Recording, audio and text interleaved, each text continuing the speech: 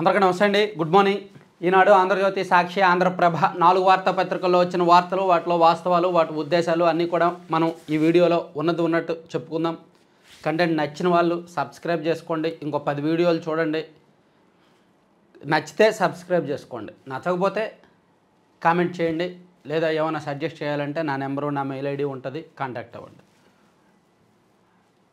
అన్నిటికంటే ముందు main like చేయాలి. వీడియో చూడడానికి వచ్చిన ప్రతి ఒక్కరు కూడా లైక్ చేయాలి. వీడియోకి వచ్చే లైక్స్ ఆధారంగా యూట్యూబ్ ఆల్గారిథం ఒక ఫస్ట్ 2 అవర్స్ చూస్తుంది. చూసి ఎస్ లైక్స్ ఎక్కువ వస్తున్నాయి ఈ వీడియోకి అనుకుంటే నెక్స్ట్ లెవెల్కి, అంటే కొత్త వాళ్ళకి ఎక్కువగా ప్రమోట్ చేస్తుంది. సో యూట్యూబ్ ఆల్గారిథం బేస్ చేసుకొని ఎక్కువగా లైక్లు, కామెంట్లు కావాలి.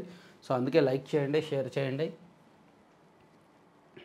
ఇక ఫిబ్రవరి 1st సండే లేదా 2వ సండే విజయవాడలో మీటప్ ఉంటుంది. యాక్చువల్లీ జనవరి లాస్ట్ సండే అనుకున్నాం, కానీ రిపబ్లిక్ డే వచ్చింది కాబట్టి ఆ రోజు అందరినీ పిలవడం మంచిది కాదని అప్పుడు పెట్టట్లేదు. ఫిబ్రవరి 1st వీక్ లేదా 2nd వీక్, డేట్ ఎగ్జాక్ట్లీ ఎప్పుడనేది నేను చెప్తాను. విజయవాడ, గుంటూరు, ఒంగోలు, నెల్లూరు ప్లస్ ఇటు ఉభయ గోదావరి జిల్లాలు, అటు మచిలీపట్నం, ఇటు జగ్గయ్యపేట వైపు, ఖమ్మం వైపు ఆ ప్రాంతంలో ఉన్న, అంటే సమీపంలో ఒక 150-200 కిలోమీటర్ల అందరికీ కూడా విజయవాడ దగ్గరలో మీటప్ అన్నమాట. ఆ తర్వాత ఉత్తరాంధ్రలోను, రాయలసీమలోనూ పెడతాను. ఇక దావోస్ పర్యటన ముగిసింది. చంద్రబాబు గారు నిన్న సాయంత్రం రిటర్న్ అయ్యారు, ఢిల్లీలో దిగారు. ఇది మా ఏపీ బ్రాండ్ ప్రపంచానికి తెలిపేలా దావోస్లో సీఎం చంద్రబాబు ప్రయత్నాలు. దిగ్గజ పారిశ్రామికవేత్తలతో వరుస భేటీలు. రాష్ట్రంలో పెట్టుబడులకు ఉన్న విస్తృత అవకాశాలపై చర్చ. కొత్త పారిశ్రామిక విధానాల్లోని సౌలభ్యాల ప్రస్తావన.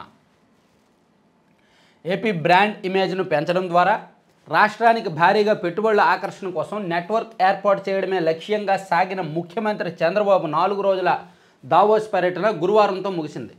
ప్రపంచ పెట్టుబడుల సదస్సులో పాల్గొన్న ఆయన ప్రముఖ సంస్థల సీఈఓలు, అధిపతులు, పలు దేశాల ప్రతినిధులతో చర్చలు జరిపారు. వివిధ రంగాలకు చెందిన సుమారు 15 అత్యున్నత వాణిజ్య సంస్థల ప్రతినిధులతో సమావేశమయ్యారు. రౌండ్ టేబుల్ సమావేశాలు, సదస్సుల్లో విరామం లేకుండా గడిపారు. రాష్ట్రంలో పెట్టుబడులకు ఉన్న అవకాశాలు, అందుకు అనువైన పరిస్థితులు వివరించారు. 4 రోజులు దావోస్ పర్యటన ముగించుకొని గురువారం అర్ధరాత్రి పొద్దుపోయిన తర్వాత ఢిల్లీకి చేరుకున్నారు. విరామం లేకుండా సమావేశాలు, ప్రముఖులతో భేటీ అయ్యారు, పెద్ద పెద్ద కంపెనీలతో భేటీ అయ్యారనమాట. అదంతా రాశారు. సో దావోస్ పర్యటన ముగిసింది. దావోస్ వెళ్ళేది వెంటనే అక్కడ నుంచి పెట్టుబడులు తెచ్చేయడానికి కాదు, వెంటనే వాళ్ళతో ఎంఓయూలు కుదురు చేసుకోవడానికి కాదు. ఓపెన్గా చెప్తున్నా, అసలు దావోస్ ఎందుకు వెళ్తారంటే మన రాష్ట్రంలో ఉన్న అనుకూల పరిస్థితులు వాళ్ళకి వివరించడానికి వెళ్తారు. అయ్యా బాబు, మా రాష్ట్రంలో మీరు పెట్టుబడులు పెట్టండి, మా రాష్ట్రంలో మీకు ఈ సౌకర్యాలు కల్పిస్తామని చెప్పడానికి వెళ్తారు. అక్కడికి వచ్చే వాళ్ళు ఎందుకు వస్తారంటే వెంటనే పెట్టుబడులు పెట్టేయడానికో, ఎంఓయూలు చేసుకోవడానికో వాళ్ళు రారు. ఎక్కడెక్కడ ఎటువంటి అవకాశాలు ఉన్నాయని తెలుసుకోవడానికి వాళ్ళు వస్తారు. సో అది ఒక వీళ్ళు వాళ్ళు కలుసుకోవడానికి అదొక వేదిక, అంతే తప్ప వెంటనే ఎంఓయూలు అవ్వకూడదు కూడా. అయితే అది సంథింగ్ ఏదో మభ్యపెట్టడానికి జరిగిన ప్రక్రియ. సో అంతే తప్ప వైసీపీ వాళ్ళు ఎంఓయూలు లేవు దావోస్ వెళ్ళడం అనవసరం అని కామెంట్ చేస్తున్నారు. నేను చెప్తున్నాను కదా, దావోస్ వెళ్ళడం ఎంఓయూల కోసమో పెట్టుబడులు తెచ్చేయడానికో కాదు, ఉన్న అవకాశాలను వివరించడానికి. మా రాష్ట్రంలో ఈ అవకాశాలు ఉన్నాయి, మీరు రండి పెట్టుబడులు పెట్టండి అని చెప్పడానికి, వాళ్ళని రిక్వెస్ట్ చేయడానికి వెళ్తారు. ఇదే అంశాన్ని ఆంధ్రజ్యోతిలో ఎట్లా రాశారు, మళ్ళీ ఏపీ బ్రాండ్. దావోస్ సదస్సులో బయటపడ్డ మన ఎనర్జీ. ఐటీ నుంచి ఏఐ వరకు, డేటా సెంటర్ల నుంచి గ్రీన్ ఎనర్జీ, హైడ్రోజన్ హబ్ వరకు ఏపీలో విస్తృతమైన అవకాశాలపై ప్రచారం. ఉపాధి కేంద్రంగా పెట్టుబడులకు ఆహ్వానం. ఏపీలో సుదీర్ఘ తీరం, అపార నైపుణ్య యువత, దిగ్గజ కంపెనీలను మెప్పించిన సానుకూలతలు. సీఎం చంద్రబాబు, మంత్రి లోకేష్ వరుస భేటీలు. కాగ్నిజెంట్ వస్తోంది, త్వరలోనే శుభవార్త. లోకేష్ దావోస్లో ఆ సంస్థ సీఈఓతో భేటీ. టైర్ల యూనిట్ కోసం అపోలో టైర్స్ ఎండీ నీరజ్ కన్వర్కు ఆహ్వానం. ఆర్ఈ పరికరాల పరిశ్రమ పెట్టాలని ఎన్విజన్ సీఈఓను కోరిన ఐటీ మంత్రి. పుట్టినరోజున లోకేష్ వరుస భేటీలు అని రాశారు. సో ఇది కలుస్తారు, పరిస్థితులు వివరిస్తారు, రమ్మని చెప్తారు, అంతే. అది కరెక్ట్.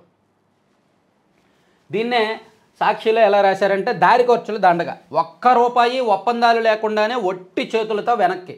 చంద్రబాబు బృందం దావోస్ పర్యటన దారుణంగా విఫలం. ఇటువంటి అధముల కోసమే నేను ముందే చెప్పా, అక్కడికి పెట్టుబడులు తెచ్చేయడానికి వెళ్ళరు, అక్కడ విత్తనాలు నాటడానికి వెళ్తారు. అవి పెరిగి వృక్షాలయ్యి ఆ ఫలితాలు తర్వాత కనిపిస్తాయి, దాని రిజల్ట్స్ తర్వాత కనిపిస్తాయి. ఇమీడియట్గా అక్కడికి వెళ్ళి నాటేసి పళ్ళు పట్టుకొని వచ్చారు. అలా ఇమీడియట్గా అక్కడికి వెళ్ళి విత్తనాలు నాటేసి పళ్ళు పట్టుకొని వచ్చారు అంటే అది మభ్యపెట్టడానికి అనమాట. అంటే ఇక్కడి నుంచే ఒక బుట్టలో పళ్ళు తీసుకెళ్ళి అక్కడి నుంచి తెచ్చామని చెప్పడం. ఉదాహరణకు తెలంగాణ వాళ్ళు చేశారు కదా, ఏది ఏంటది మేఘ, ఇక్కడ కంపెనీ దావోస్ వెళ్ళారు, అక్కడ ఒప్పందం చేసుకున్నారు. కంట్రోలర్స్ ఇక్కడ కంపెనీ అక్కడ ఒప్పందం చేసుకున్నారు. అంటే ఇక్కడ పళ్ళును అక్కడికి తీసుకెళ్ళి అక్కడ దాన్ని శుద్ధి చేసి దాన్ని అఫీషియల్గా బుట్టలో మోసుకొస్తున్నారు. దావోస్ వెళ్ళి తీసుకొచ్చాము అని చెప్తున్నారు. సో ఇది అర్థమైన వాళ్ళకి అర్థమైనంత. సో దావోస్ అనేది అక్కడ పెట్టుబడులు తెచ్చేయడానికి కాదు, పెట్టుబడులకు ఉన్న అవకాశాలు వివరించడానికి. అదే చేశారు చంద్రబాబు గారు, లోకేష్ గారు అదే చేశారు. మా రాష్ట్రంలో ఏపీలో ఉన్న పెట్టుబడులు పెట్టండి, దానికి ఉన్న అవకాశాలు ఇవి, మేము ఇచ్చే సౌకర్యాలు ఇవి అని చెప్పడానికి వెళ్ళారు. అది మంచి విషయం. కానీ వీళ్ళేమో పెట్టుబడులు లేవు, దారి ఖర్చులు దండగా, ₹1 ఒప్పందాలు లేకుండాను ఒట్టి చేతులతో రెడ్ బుక్ రాజ్యాంగంతో ఏపీలో పెట్టుబడులకు పారిశ్రామికవేత్తలు విముఖత, ఎంఓయూలకు ఏ ఒక్కరూ ముందుకు రానిపోయిను, ప్రసంగాలు ప్రెస్ మీట్లు స్వీయ గొప్పలకే బాబు పరిమితం. మహారాష్ట్రకు 16 లక్షల కోట్లకు పైగా పెట్టుబడులు వరద. ఇదిగోండి, ఇది మహారాష్ట్ర ప్రజలను మోసగించడమే. 16 లక్షల కోట్ల పెట్టుబడులు వచ్చాయి అంటే మోసగించడమే, తప్పే అది. ఏమండి దావోస్లో ఈ 4 రోజుల్లో 16 లక్షల కోట్లు ఎంఓయూలు కుదిరిపోతాయండి? ఇది ఎలా ఉంటుందంటే వైజాగ్లో 2023లో వాళ్ళు పెట్టారు చూడండి, 2023 మార్చి 2-3 తేదీల్లో వైఎస్ఆర్ కాంగ్రెస్ పార్టీ వాళ్ళు జిఐఎస్ పెట్టారు, గ్లోబల్ ఇన్వెస్టర్స్ సమ్మిట్ పెట్టారు. పెట్టి అక్కడ 14 లక్షల కోట్ల పెట్టుబడులు వచ్చాయని డబ్బాలు ఊదారు కదా. 14 లక్షల కోట్లు కాదు కదా, 14,000 కోట్ల పెట్టుబడులు కూడా రాలేదు. ఆ సదస్సే వేస్ట్. సో వాళ్ళు ఎలా అయితే మభ్యపెట్టారో ఇప్పుడు మహారాష్ట్ర ప్రజలను ఈ బీజేపీ ప్రభుత్వం మభ్యపెడుతున్నట్టే. 16 లక్షల కోట్ల పెట్టుబడులు అంటే 2022లో దావోస్లో 1.26 లక్షల కోట్లతో వైఎస్ జగన్ పెట్టుబడులు ఒప్పందాలు. ఇది కూడా తప్పే. ఏమొచ్చాయి దావోస్ నుంచి? ఏమొచ్చాయి జగన్ పెట్టుబడులు? సో దావోస్ పర్యటన మీద ఎవరి కోణంలో వాళ్ళు రాశారు. వెళ్ళి అక్కడ పరిస్థితులను వివరించి రావడమే మంచిది. సో ఇదే మంచిది. ఈనాడులో చాలా క్లియర్గా రాశారు. ప్రపంచానికి తెలిపేలా దావోస్లో సీఎం చంద్రబాబు ప్రయత్నాలు, దిగ్గజ పారిశ్రామికవేత్తలతో వరుస భేటీలు, రాష్ట్రంలో పెట్టుబడులకు ఉన్న విస్తృత అవకాశాలపై చర్చ. ఇది కరెక్ట్. కాగ్నిజెంట్ నుంచి త్వరలో శుభవార్త. చూడండి, లోకేష్ గారు కూడా ఎంఓయూ కుదురు చేసుకోవాలా, త్వరలో శుభవార్త వస్తుంది అంటే వాళ్ళు త్వరలో ఆంధ్రప్రదేశ్ వస్తారు, చూస్తారు, ఇక్కడ పరిస్థితి గమనించి అంతా ఓకే అనుకుంటే అప్పుడు ఎంఓయూ ఉంటుందన్నమాట. సో ఇది కరెక్ట్. ఆ కంపెనీల ప్రతినిధులతో భేటీ అయ్యి వాళ్ళని ఒప్పించడం అంతే తప్ప ఇమీడియట్గా ఎంఓయూ అంటే ఫేక్. ఇప్పుడు విత్తనం నాటిన వెంటనే పళ్ళు వచ్చేయాలా, రిజల్ట్ వచ్చేయాలా, అది కృత్రిమం అయి ఉంటుంది అన్నమాట. సో అదే అంత మంచిది కాదు సమాజానికి, ఆరోగ్యానికి. అది అర్థం చేసుకోవాలి. తర్వాత విశాఖ ఉక్కు ప్రైవేటీకరణ జరగదు, ఉద్యోగుల వేతన బకాయిలు త్వరలో చెల్లిస్తాం, విలీనానికి సెయిల్ అంగీకరించిందనేది అవాస్తవం. కేంద్ర సహాయ మంత్రి శ్రీనివాస వర్మ. విశాఖ స్టీల్ ప్లాంట్ ప్రైవేటీకరణ జరగదని కేంద్ర ఉక్కు భారీ పరిశ్రమల శాఖ సహాయ మంత్రి భూపతిరాజు శ్రీనివాస వర్మ తెలిపారు. పశ్చిమ గోదావరి జిల్లా భీమవరంలో గురువారం ఆయన విలేకరులతో మాట్లాడారు. తీవ్ర నష్టాల్లో ఉన్న విశాఖ ఉక్కు కర్మాగారాన్ని గట్టెక్కించేందుకు కేంద్రం 11,440 కోట్ల భారీ ప్యాకేజీ ప్రకటించింది. ప్రైవేటీకరణ నుంచి ఉక్కు కర్మాగారాన్ని మినహాయించి ఆంధ్రుల మనోభావాలను కాపాడేందుకు ప్రధాని నరేంద్ర మోదీ నాయకత్వంలో ఎన్డీఏ ప్రభుత్వం భారీ ప్యాకేజీ ఇచ్చిందని చెప్పుకొచ్చారనమాట. సో ప్రైవేటీకరణ జరగదు అని ఖచ్చితంగా చెప్తున్నారు. లెట్ అస్ హోప్, మనం అదే ఆశిద్దాం. తర్వాత గణతంత్ర రాజసం ఏటికొప్పాక సోయగం. సో గణతంత్ర దినోత్సవంలో అక్కడ ఢిల్లీలో శకటాల ప్రదర్శన ఉంటుంది. ఆంధ్రప్రదేశ్ తరపున ఏటికొప్పాక బొమ్మలు ప్రదర్శన చేస్తున్నారన్నమాట. ఆ శకటం రాష్ట్రం తరపున. పోర్టులకు అనుసంధానంగా 8 పారిశ్రామిక నగరాలు, మాస్టర్ ప్లాన్ తయారీకి ప్రతిపాదన, త్వరలో కన్సల్టెన్సీల నియామకానికి టెండర్లు, ఏపీ మారిటైమ్ బోర్డు నిర్ణయం. సో ఆంధ్రప్రదేశ్ రాష్ట్రంలో పోర్టులు ఎక్కడెక్కడ ఉంటాయో అక్కడ పరిశ్రమలు వస్తే మంచిది. ఎందుకంటే ఎక్స్పోర్ట్కి ఇంపోర్ట్కి అనువుగా ఉంటుంది. పోర్టులు పోర్టులకు ఎప్పుడు లింక్గా జాతీయ రహదారులు ఉంటాయి. జాతీయ రహదారులు, పరిశ్రమలు, పోర్టులు ఇవన్నీ ఉంటే ఎక్స్పోర్ట్కి ఇంపోర్ట్కి చాలా ఈజీగా ఉంటుందన్నమాట. సో అందుకే దగ్గరలో ఎయిర్పోర్ట్ కూడా ఉంటే ఎలా కావాలంటే అలా ట్రాన్స్పోర్ట్ అవుతాయి. బై రోడ్ అవ్వచ్చు, బై ఎయిర్ అవ్వచ్చు, బై వాటర్ అవ్వచ్చు, ఎలాగైనా అవ్వచ్చు అనమాట. అందుకే పోర్టులకు దగ్గరలోనే పరిశ్రమలు ఎక్కువగా వస్తుంటాయి. రాష్ట్రంలోని వాడరేవుల వెంట పారిశ్రామిక నగరాలను అభివృద్ధి చేయాలని ప్రభుత్వం భావిస్తోంది. ఈ మేరకు పోర్టు పరిధిలో వాటి అభివృద్ధి మాస్టర్ ప్లాన్ తయారు చేయించాలని ఏపీ మ్యారిటైమ్ బోర్డు నిర్ణయించింది. రాష్ట్రంలో ప్రస్తుతం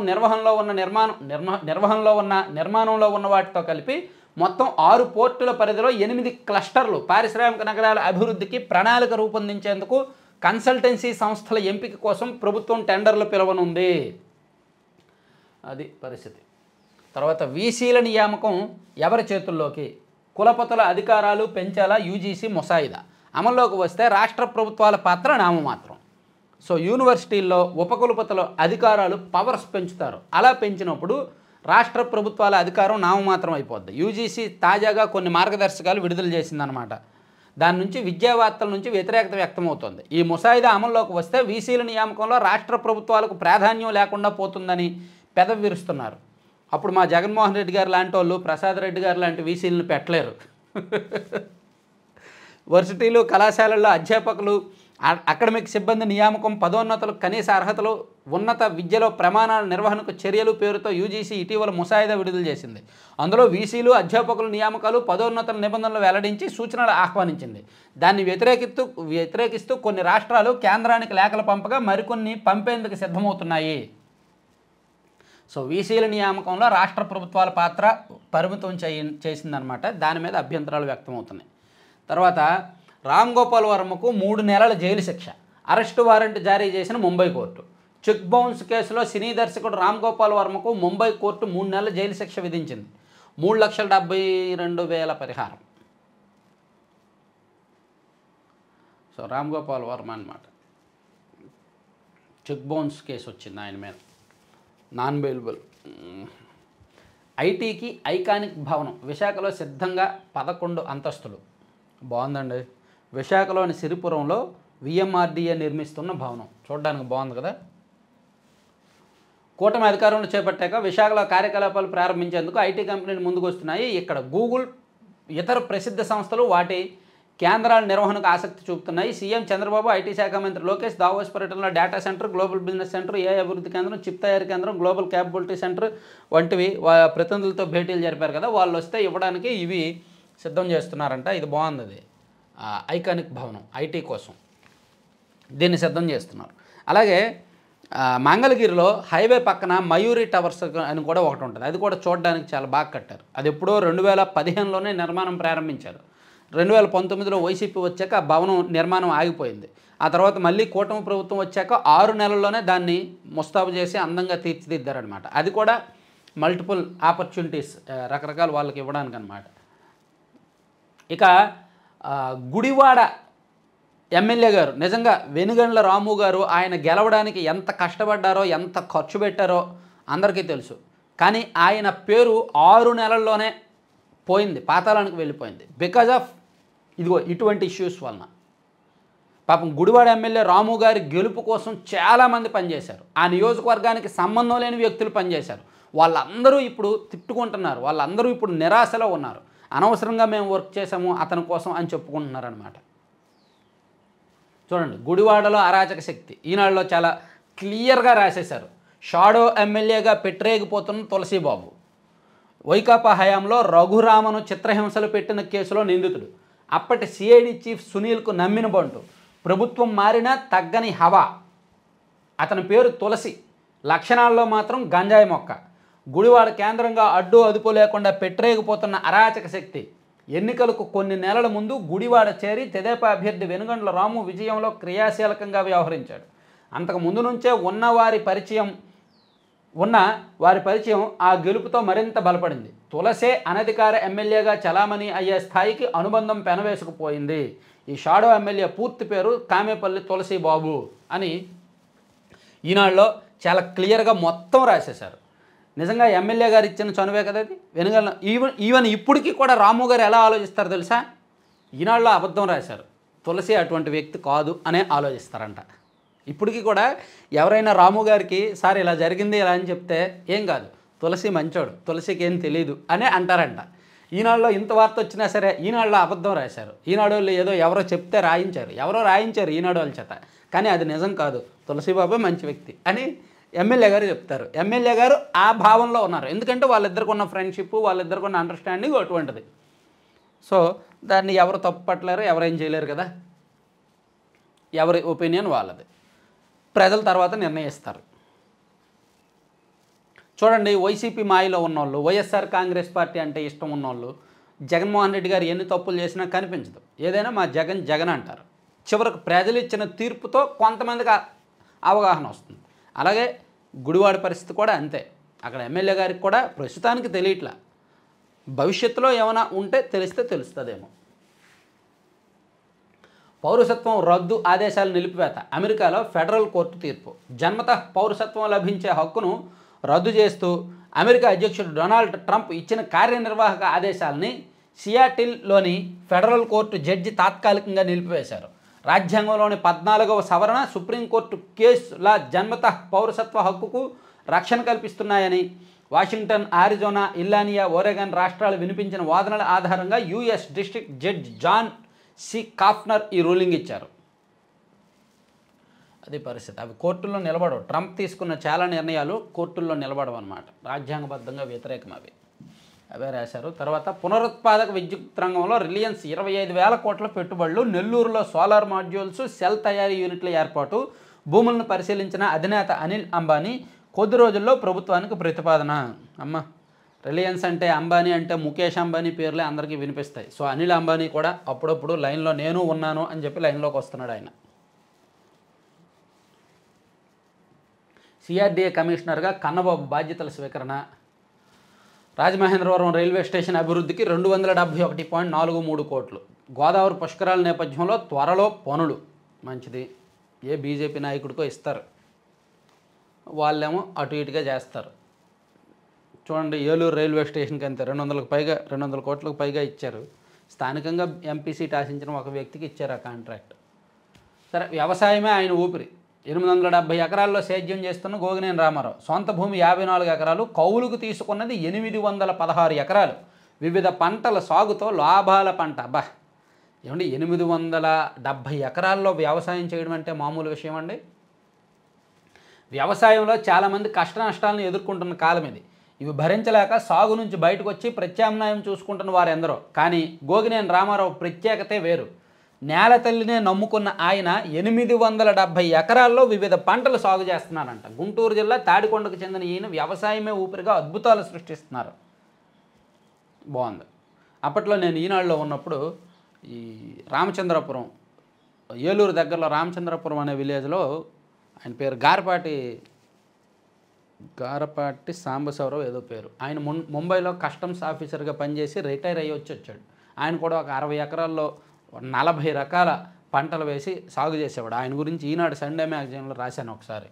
సో అది గుర్తొచ్చింది ఇప్పుడు ఈయన చూస్తుంటే. ఇలా కొంతమంది రైతులు ఉంటారండి, కేవలం వ్యవసాయాన్ని నమ్ముకుంటారు, భిన్నమైన పంటలు పండిస్తారు, తక్కువ నేలలో కూడా అద్భుతాలు సృష్టించగలరు. నిజంగా మనకు ఐడియాలజీ ఉంటే, దానికి కాస్త ప్రకృతి సహకరిస్తే, కాస్త ప్రభుత్వాలు సహకరిస్తే అద్భుతాలు సృష్టించవచ్చు. చాలా తక్కువ నేలలో 5 ఎకరాలు ఉన్నా సరే, 2 ఎకరాలు ఉన్నా సరే భిన్నమైన పంటలతో అద్భుతాలు సృష్టించే రైతులు మన రాష్ట్రంలోనే ఉన్నారు, ఇంకెక్కడా లేరు.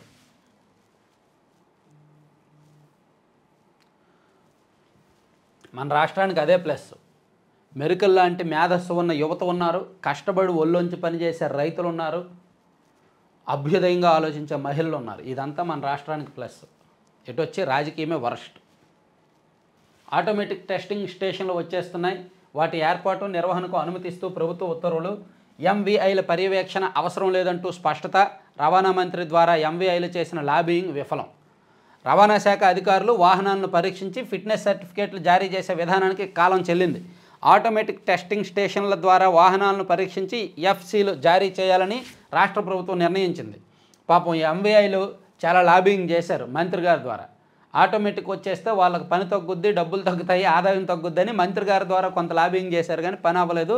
Automatic testing plus automatic fitness సర్టిఫికేట్లు జారీ చేసే విధానం వచ్చేసింది. మంత్రి ద్వారా తీవ్రస్థాయిలో ప్రయత్నాలు. రాష్ట్రంలో విశాఖపట్నం మినహా మిగిలిన 25 జిల్లా కేంద్రాల పరిధిలో ఏటీఎస్ల ఏర్పాటుకు గతంలో టెండర్లు పిలిచారు. సో 22 జిల్లాలకు గుత్తేదారు సంస్థలను ఎంపిక చేశారు. కొత్తగా 31 చేనేత సహకార సంఘాలు. రాష్ట్రంలో మరో 49, వివిధ దశల్లో మరో 49, రాష్ట్ర వ్యాప్తంగా ప్రత్యేక డ్రైవ్. నేత పనికి కూటమి ప్రభుత్వం జవసత్వాలు. సో చేనేత సహకార సంఘాలను కొత్తగా ఏర్పాటు చేశారంటండి. ప్రస్తుతం 986 ఉన్నాయంట. దాదాపుగా 40,000 మంది చేనేతలు సభ్యులుగా ఉన్నారంట. సాక్షి పత్రికకు ప్రజాధనాన్ని దోచిపెట్టారు. 371 కోట్ల విలువ చేసే ప్రకటనలు సాక్షికే ఇచ్చారు. కమిషన్ తీసుకోవడం ద్వారా అనుచిత లబ్ధి. ఏంటి కమిషన్ కూడా తీసుకుంటారా? సొంత పత్రికకు యాడ్లు ఇచ్చినప్పుడు కూడా కమిషన్ తీసుకుంటారా? ఇదేదో విడ్డూరంగా ఉందండి.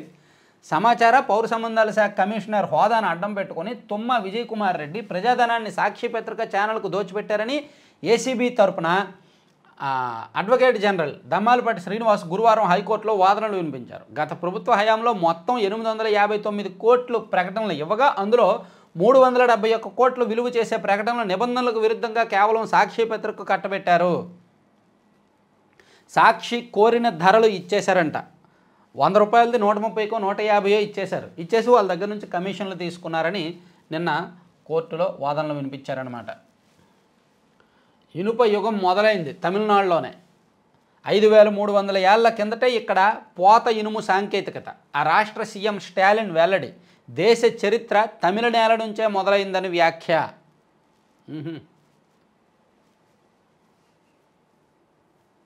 నేటి నుంచి హైదరాబాద్లో సాహితీ పండుగ. హాజరు కానున్న దేశ విదేశీ సాహితీవేత్తలు.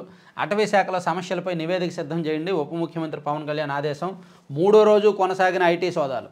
సినీ దర్శకుడు సుకుమార్ ఇంట్లో చేపట్టిన ఆదాయ పన్ను సోదాలు గురువారం ముగిశాయి. కాగా మిగిలిన సినీ ప్రముఖుల ఇళ్లలో మాత్రం కొనసాగుతున్నాయన్నమాట ఐటీ సోదాలు. వర్సిటీలపై రాష్ట్రానికి స్వేచ్ఛ లేకుండా ఎలా? యూజీసీ నిబంధనలు సమాఖ్య స్ఫూర్తికి విరుద్ధం. ఈనాడుతో ముఖాముఖిలో న్యాక్ మాజీ డైరెక్టర్, మాజీ వీసీ ఆచార్య విఎస్ ప్రసాద్. సో యూజీసీ ఇచ్చిన ఆదేశాల మీద ఈనాడులో ఇది చేశారు. తర్వాత ఖర్చు లేకుండా కొవ్వు కరిగించవచ్చు, కండలు పెంచవచ్చు.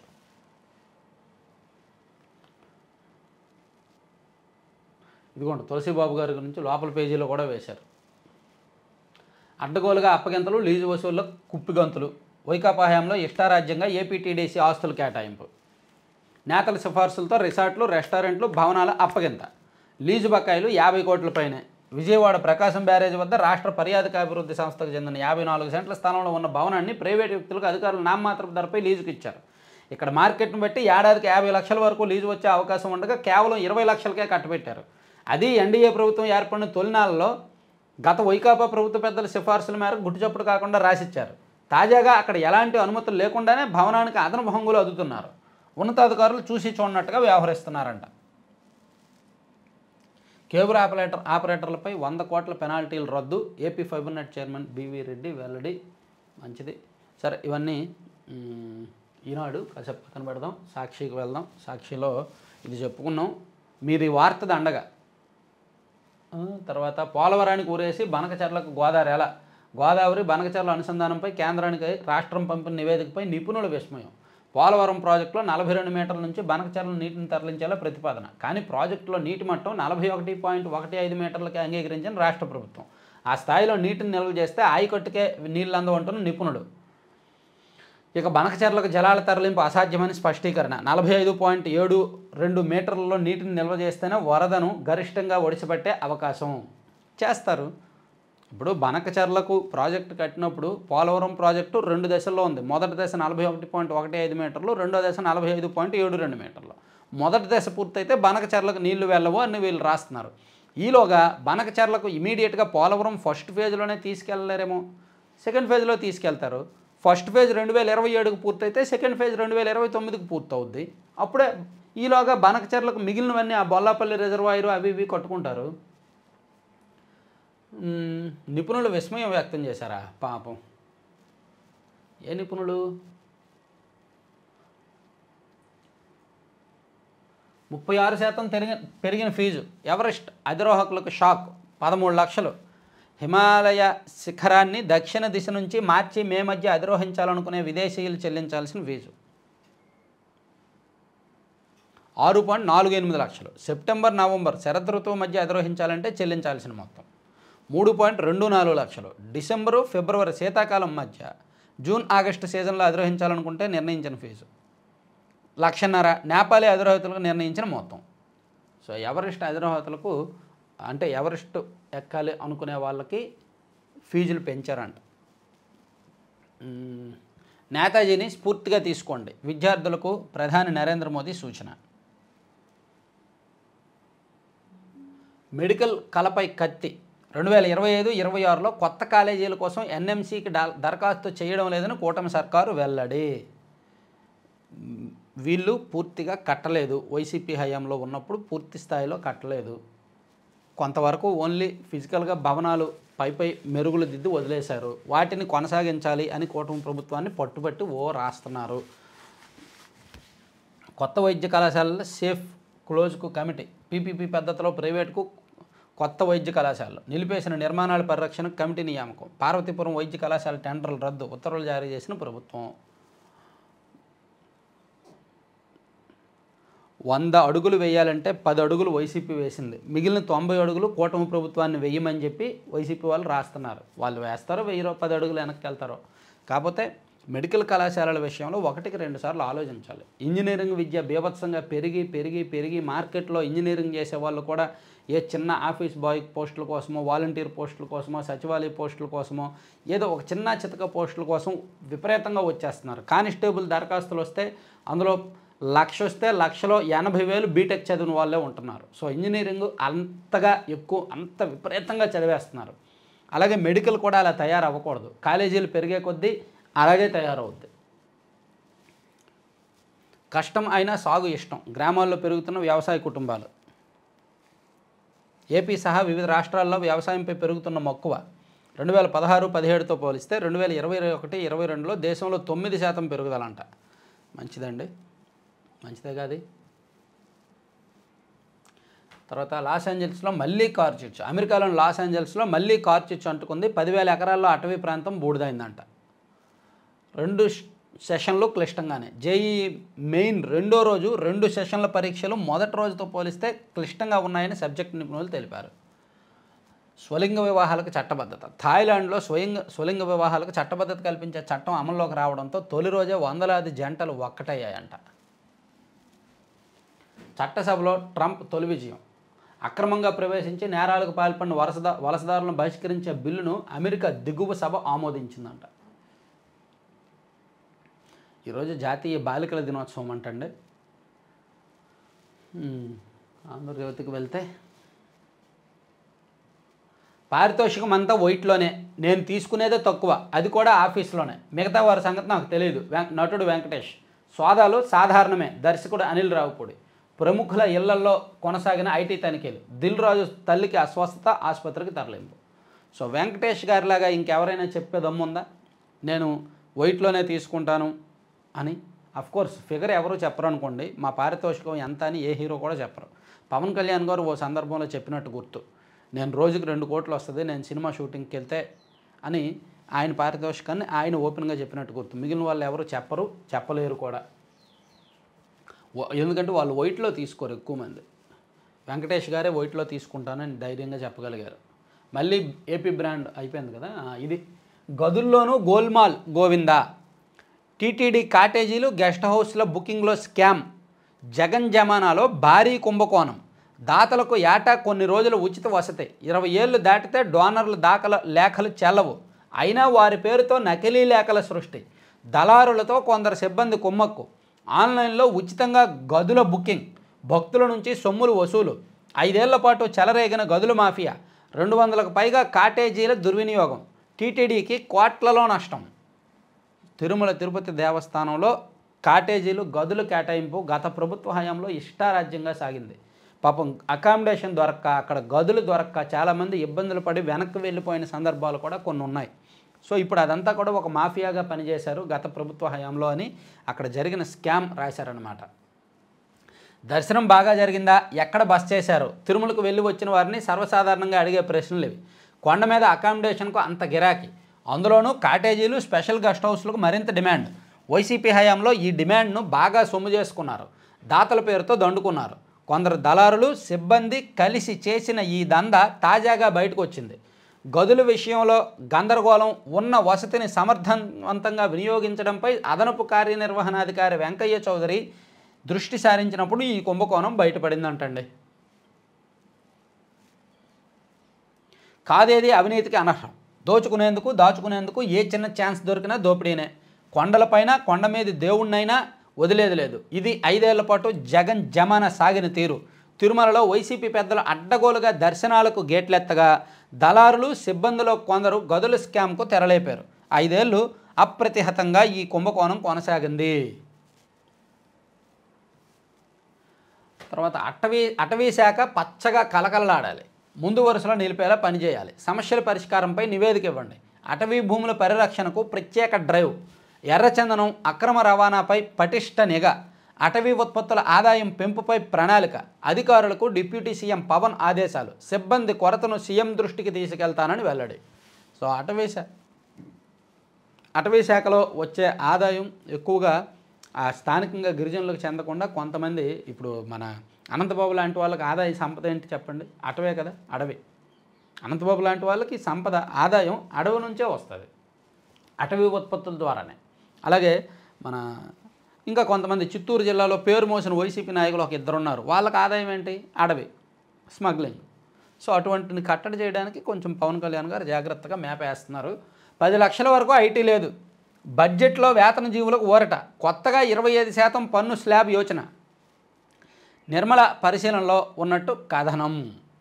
సోహో ఇప్పుడు బడ్జెట్ ఫిబ్రవరి నెలలో బడ్జెట్ ప్రవేశపెట్టబోతున్నారు కదా, ఫిబ్రవరి 1వ తేదీన. సో దానిలో ఇప్పుడు 7 లక్షలకు ఉంది కదా ఐటీ, 7 లక్షలు ఇచ్చారు. సో దాన్ని 10 లక్షలకు పెంచాలని చూస్తున్నారనమాట. మంచిదే. 500 కోట్లు ఎక్కడ? లేఅవుట్లో జనాన్ని ముంచిన జగన్ క్రమబద్ధీకరణ పేరిట వసూలు చేసిన సొమ్ము ఏమైనట్టు? పట్టణ వాసుల నుంచి వసూలు, కోర్టు ఆదేశాలతో రెగ్యులరైజేషన్ బ్రేక్, చెల్లించిన ఫీజు వెనక్కి ఇవ్వనివైన. ఎక్కడ వాడారో చెప్పని వైసీపీ సర్కారు. త్రిశంకు స్వర్గంలో మున్సిపల్ లేఅవుట్లు, పాపం మిడిల్ క్లాస్ పీపుల్కి. ఇప్పుడు పేదల కంటే సెంటు స్థలాలు ఇచ్చారు, మిడిల్ క్లాస్ వాళ్ళకేమో లేఅవుట్లు వేసి, జగనన్న లేఅవుట్లు అని చెప్పి పట్టణ ప్రాంతాల్లో లేఅవుట్లు వేసి అక్కడ డబ్బులు కట్టించుకున్నారు, అడ్వాన్సులు కట్టించుకున్నారు. వాటిని కోర్టు ఆపేసింది. మరి ఆ డబ్బులు వెనక్కి ఇవ్వాలిగా, వెనక్కి ఇవ్వాల. ఇప్పుడు ఆ డబ్బులు వెనక్కి రాక, స్థలము రాక లబ్ధిదారులు అందరూ అప్లై చేసుకునే వాళ్ళందరూ ఇబ్బంది పడుతున్నారనమాట. అది రాశారు. తర్వాత వైసీపీ వాళ్ళలో పడద్దు, డిప్యూటీ సీఎం డిమాండ్లు, పార్టీ క్రమశిక్షణ అతిక్రమణే, కూటమి పార్టీల్లో విభేదాలకు కాలకేయులు ఎదురు చూస్తున్నారు, అందరం అప్రమత్తంగా ఉండాలి, టీడీపీ నేతలకు పల్లా పిలుపు. ఏమండి, డిప్యూటీ సీఎం డిమాండ్ చేసింది ఎవరండి? కడప శ్రీనివాసరెడ్డి గారు, సోమిరెడ్డి గారు లాంటి వాళ్ళు టీడీపీలో సీనియర్లే కదా, పొలిట్ బ్యూరో మెంబర్స్ లాంటి సీనియర్లే కదా. సో వాళ్ళు కూడా వైసీపీ వాళ్ళు ఎందుకు పడతారు? వాళ్ళ మనసులో కోరిక వాళ్ళు చెప్పారు. దానికి వైసీపీకి లింక్ ఏంటి? పార్టీలో బాబు తర్వాత లోకేష్, ప్రభుత్వంలో పదవిపై కూటమి నిర్ణయం, మంత్రి అచ్చెన్నాయుడు. గుంటూరు తూర్పు ఎమ్మెల్యేపై దాడి, తమకు చెప్పకుండా వచ్చారంటూ నజీర్ అహ్మద్పై స్థానిక టీడీపీ నేతలు ధ్వజం, నేతాజీకి నివాళి కార్యక్రమంలో రభస, పోలీసులకు ఫిర్యాదు, కేసు నమోదు. గుంటూరు తూర్పు ఎమ్మెల్యే మీదే దాడి చేశారంటండి, టీడీపీ నాయకులే దాడి చేశారంట. అబ్బా, మార్చి 15 తర్వాతే వర్గీకరణపై నివేదిక, మరో 45 రోజులు గడువు కోరిన ఏకసభ్య కమిషన్. అబ్బో, వర్గీకరణ మీద మీరు నివేదికే మార్చి 15 తర్వాత ఇస్తే దాని ఆధారంగా డిఎస్సి నోటిఫికేషన్ ఎప్పుడు వస్తుంది, డిఎస్సి నియామకాలు ఎప్పుడు జరుగుతాయి? ఈ లెక్కన జూన్ నాటికి డిఎస్సి నియామకాలు జరగవు, ఏ సెప్టెంబరో అక్టోబరో అయిపోద్ది. డిసెంబర్ కల్లా డయాఫ్రమ్ వాల్ పూర్తి చేస్తాం, ఇది సగం పూర్తి కాగానే ఈసీఆర్ఎఫ్ డ్యామ్ మొదలు పెడతాం, సమాంతరంగా పునరావాస కార్యక్రమాలు. మంత్రి నిమ్మల, పోలవరం ప్రాంతంలో ప్లాస్టిక్ కాంక్రీట్ పనులు ప్రారంభం. ఓకే, డిసెంబర్ కల్లా డయాఫ్రమ్ వాల్ పూర్తి చేస్తారంటండి. అంటే ఎగ్జాక్ట్లీ 11 నెలల్లో డయాఫ్రమ్ వాల్ పూర్తి చేస్తామని మంత్రి గారు చెప్తున్నారు. తర్వాత ఘనంగా లోకేష్ జన్మదిన వేడుకలు, రాష్ట్రమంతా రక్తదాన శిబిరాలు, 7332 యూనిట్ల సమీకరణ, టీడీపీ కేంద్ర కార్యాలయంలోనే కేక్ కట్ చేసిన మంత్రి గొట్టిపాటి, ఎల్లో సింహం పాటను ఆవిష్కరించిన పల్లా శ్రీనివాస్ అని రాశారు. తర్వాత సెజేరియన్ చేయించుకునైనా కనేద్దాం, ఫిబ్రవరి 20 తర్వాత నుంచి జన్మతః పౌరసత్వ రద్దు. ఇది ఆంధ్రప్రభలో రాశారు, చూపిస్తూ ఉండండి. జన్మతః పౌరసత్వం రద్దు చేశారు కదా ట్రంప్, అవి ఫిబ్రవరి 20 తర్వాత ఆ నిర్ణయం అమల్లోకి వస్తుందని, ఫిబ్రవరి 20లోగా పిల్లల్ని కనేయాలని చెప్పి బలవంతంగా వెళ్ళి నెలలు నిండకపోయినా వెళ్ళి సెజరీన్ చేసేసుకుంటున్నారంట. అది రాశారు. ఆసుపత్రులకు భారతీయుల జంటల క్యూ, అగ్రరాజ్యంలో అరుదైన దృశ్యం. అమెరికాలో జన్మత పౌరసత్వం రద్దుపై కలవరం, ట్రంప్ నిర్ణయంతో భారతీయుల గుండెల్లో రైళ్లు. ఫిబ్రవరి 20 తర్వాత కొత్త రూల్స్ అమల్లోకి, డెడ్లైన్కు ముందే పిల్లల్ని కనేందుకు ఆరాటం. అప్పుడు ఆ రూల్ అమల్లోకి వచ్చేస్తుందని, ఈలోగా పిల్లల్ని కనేయడానికి కొంతమంది నెలలు నిండకపోయినా సరే వెళ్ళి సెజేరియన్ చేపించుకుంటున్నారు. ఇది తప్పు కదండి. సహజ సిద్ధంగా వాళ్ళు బయటకు రావాలి, లేదా పూర్తిగా నెలలు నిండాలి. ఏంటో ఏమంటాం వాళ్ళని. దావోస్ దిగ్విజయం, ప్రపంచ వేదికపై ఏపీ బ్రాండ్కు కొత్త ఇమేజ్, ప్రపంచ దిగ్గజాలతో భేటీ, పెట్టుబడులకు ఆహ్వానం, సీఎం చంద్రబాబు పిలుపునకు సానుకూల స్పందన. ఇది సాక్షి వాళ్ళకు చూపించండి, వైసీపీ వాళ్ళకు చూపించండి ఈ వార్త.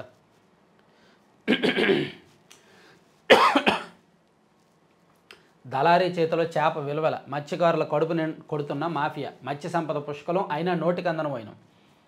అంతే కదా. ఇప్పుడు టమాటా రైతు కేజీకి దక్కేది ₹2, కానీ మార్కెట్లో టమాటా కొంటే కేజీ 30, మధ్యలో 28 రూపాయలు ఎవరి చేతికి వెళ్తుంది? బియ్యం పండించే రైతుకి దక్కేది క్వింటాకి ఎంత 1400, కానీ అది బయట కొనేవాడు కేజీ 60 రూపాయలకో 55 రూపాయలకో కొంటాడు. మధ్యలో ఈ సొమ్ము అంతా ఎవరికి వెళ్తుంది? అలాగే చేపలు కూడా అంతే. చేప పడితే కేజీ చేపలు వీళ్ళకి 30 రూపాయలు 40 రూపాయలు ఇస్తారు, బయట మార్కెట్లో 150కి అమ్ముతారు. మధ్యలో అదంతా ఎవరికి వెళ్తుంది? ఇండియా. This is India.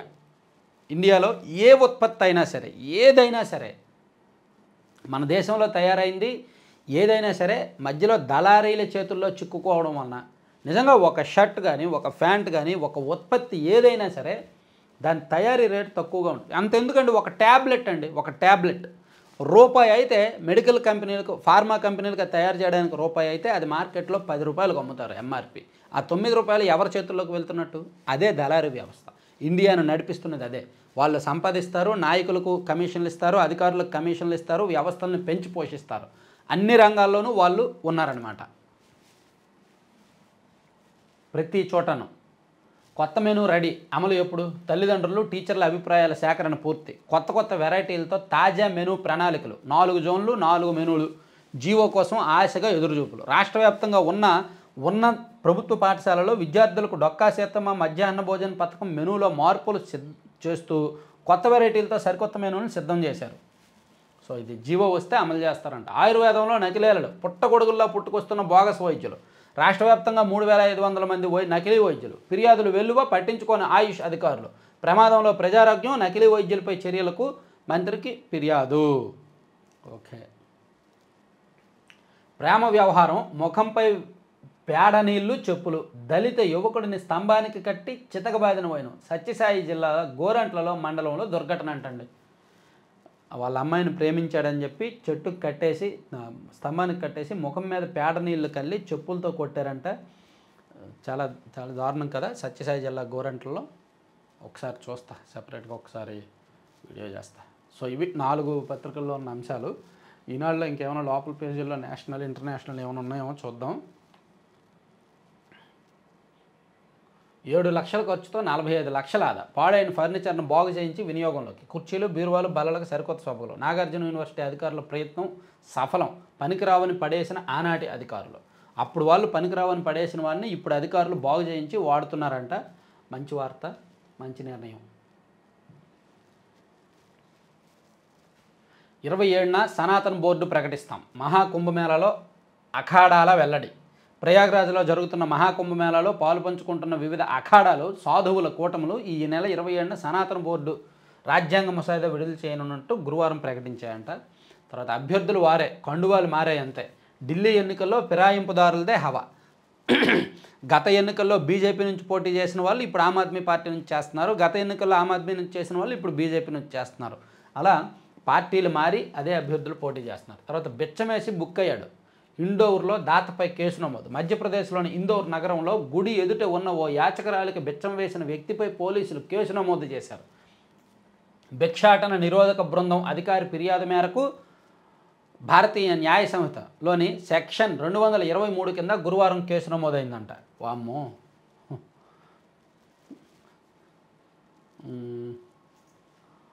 ఆ ఆస్తులు సైఫ్కు దక్కేనా చేజారేనా? 15,000 కోట్ల వారసత్వ సంపదపై అనిశ్చితి. కేంద్రం స్వాధీనంలోకి వెళ్లే పరిస్థితి. కత్తి దాడి నుంచి కోలుకున్న బాలీవుడ్ నటుడు సైఫ్ అలీ ఖాన్కు ఇప్పుడు వేల కోట్ల ఆస్తుల విషయంలో న్యాయ పోరాటం చేయాల్సిన పరిస్థితి వచ్చింది. పటౌడీ నవాబుల వంశానికి చెందిన సైఫ్ కుటుంబానికి భోపాల్ పూర్వ పాలకుల నుంచి 15,000 కోట్ల ఆస్తులు వారసత్వంగా వచ్చాయి. ఇప్పుడు వాటి యాజమాన్య హక్కులపై సందిగ్ధత నెలకొంది. వామ్మో, చాలా పెద్ద సబ్జెక్ట్ కదా. ఒకసారి ఇంట్రెస్టింగ్ సబ్జెక్టు, ఒకసారి స్టడీ చేసి వీడియో చేస్తా. సైఫ్పై నిజంగా దాడి జరిగిందా, నటిస్తున్నారా? మహారాష్ట్ర మంత్రి వివాదాస్పద వ్యాఖ్యలు. ఇదిగో ఇవే రాజకీయ నాయకులు ఒళ్ళుకోవు మాటలు. నేతాజీ అస్థికలను తీసుకురండి, దానికి అడ్డంకులు లేవు. కుటుంబ సభ్యులు. మహారాష్ట్ర రైలు ప్రమాదంపై విచారణ. 4,978 కోట్లు కాజేసిన ఢిల్లీ సైబర్ నేరగాళ్లు. ఎన్ఫోర్స్మెంట్ డైరెక్టరేట్ వెల్లడి. ప్రత్యేక ఆర్థిక జోన్ ఎస్ఈజెడ్ సదుపాయాన్ని ఉపయోగించుకొని ఢిల్లీకి చెందిన 2 సైబర్ నేరగాళ్లు విదేశాల్లో 4,978 కోట్లకు పైగా కాజేశారని ఈడీ గురువారం ప్రకటించిందంటండి.